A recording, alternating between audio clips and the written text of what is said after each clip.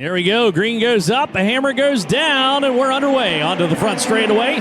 NOS Energy Drink National Midget Series down into the corner. CV looking for the top shelf. Pursley's up there occupying the real estate. Here comes a charge out of Wiedemann down the inside. The number 81. It is a hornet's nest into turn number 3. Boy, Brian had to get on the binders just a little bit. He's running up there on the high side. Now comes down low. Good move for the 81 car. Takes over the number 1 spot. Does it off the bottom of the shelf. He slides up into the middle of the racetrack down the corner. Still 3 wide for third on the field. Out to turn number 2. Pursley working tight to the wall. Down the back chute. Meanwhile, from P2 comes a big run into turn number 3 out of CV.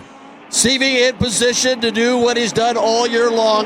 Now he's got to run down Bryant Wiedemann, who's been stout this weekend. Boy, it's crazy how Wiedemann can kind of work the middle of the racetrack and carry speed onto the back chute. CV not able to run him down as quickly as I anticipated on that high side. Takes it wide into turn number 3. Looks for the rim onto the front straightaway. Meanwhile, Wiedemann stout up front for the Nutrient Ag Solutions number 81 car.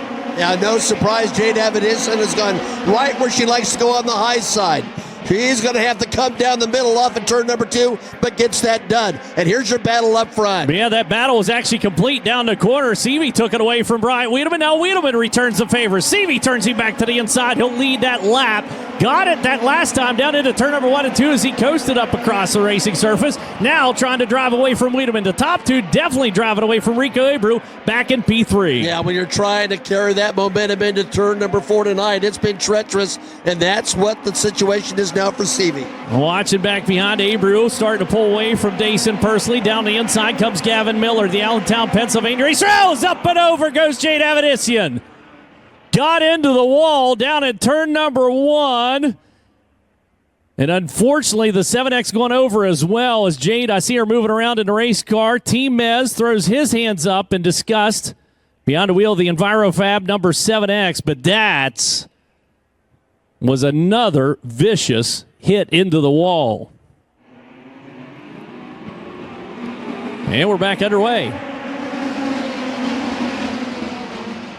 Driver down into the corner. Boy, Gavin Miller slammed the brakes there on the inside trying to get that rotation and exit low out of turn number 2. It's going to cost him some room or some distance, rather, as he falls back into the clutches of Rico. Now here comes Wiedemann, really getting a run on the bottom, Chad.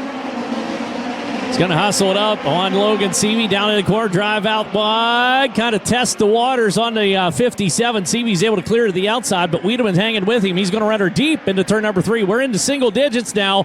Wiedemann's going to turn up the wick on the 81 car. He's made that move all weekend long, and he's made it well. Rico's fought back, Chet. Rico's got back into the number 3 spot indeed. Logan CV continues to whistle around the outside of the number 81 car, but Wiedemann continues to keep him company up front. Timms has moved into 4th on the field for the number 67 car back behind. Jacob Denny runs just behind, rounding out those top 5. Well, maybe, as he's got Ryan Timms to the outside in the 67. Wiedemann continues relentlessly to put pressure on the 57 car. He's got a real chance here, Chad. He is sliced in that lead. There'll be 5 to go at the line. Boy, he's working that lane in very nicely down low. He's got Jacob Denny helping along with Hayden Reinbold, who continues to try to work his way up through the fields. Moved up to 8th now for the 19AZ car. Next time we'll see the white flag.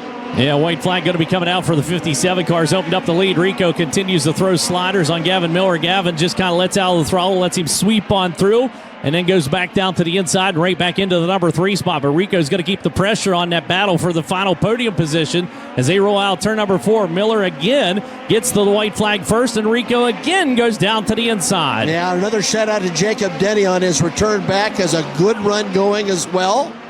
But the best run is the man up front. Yeah, the man up front, your national points leader, rolls out turn number 4, and he's a 4-crown champ as he picks up the checkered flag for Logan CV. Is up and out he comes. How about it, race fans? Logan CV. We'll send it down to Christie. Or Drake. Logan CV is on an absolute tear right now with the NOS Energy Drink USAC National Midget. 6th win on the season. 3 of them coming in the last 4 races for the driver out of Sutter, California.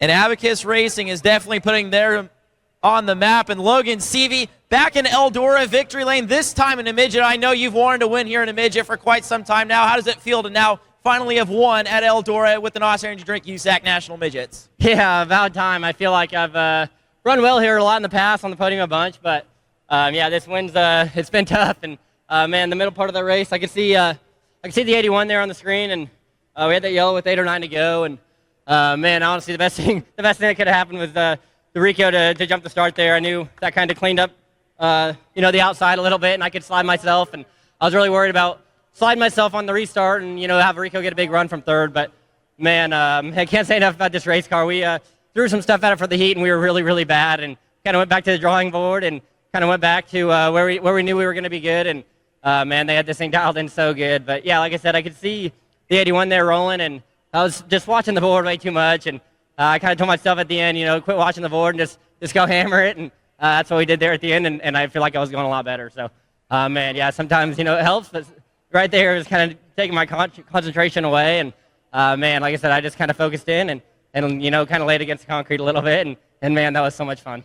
Bryant Wiedemann showed you the bottom there a couple of times. What made you stay loyal to the top? You're not supposed to win races on the bottom here. I wanted to win it pounding the wall, and I knew, Chad's stuff is really, really good running around the bottom, and I knew where my car wanted to be, and I knew kind of where I had it. So, like I said, I knew I was not running great laps. I was just, unfocused and, just worried about what he was doing, and I kind of focused on myself and how to get better in my line. And yeah, I picked up a bunch of pace there towards the end. So just can't say enough about this race team. We are, I don't even think they've ever ran here before, and to bring a race car like this here on the first time is unbelievable. And man, like I said, I just can't say enough. What Brent and John let us do, and for all the guys that work on it, Johnny Kirk, T-Bone, Daniel, Ronnie Gardner's here helping us out. So many people here helping us, and Honest Abe Roofing, CGCPAs, Indy Custom Stone, Laura Cavezzi Triax, Prime 47. So many partners here that just get us here, and then these guys give me race cars like this to drive. That's a blast, and like I said, that's how Eldora's supposed to be. These next few races are going to be fun to watch. Logan Seavey, he's not done here. We'll see him in the Silver Crown and USAC sprint car races, but for now, he'll celebrate in Eldora Speedway Victory Lane.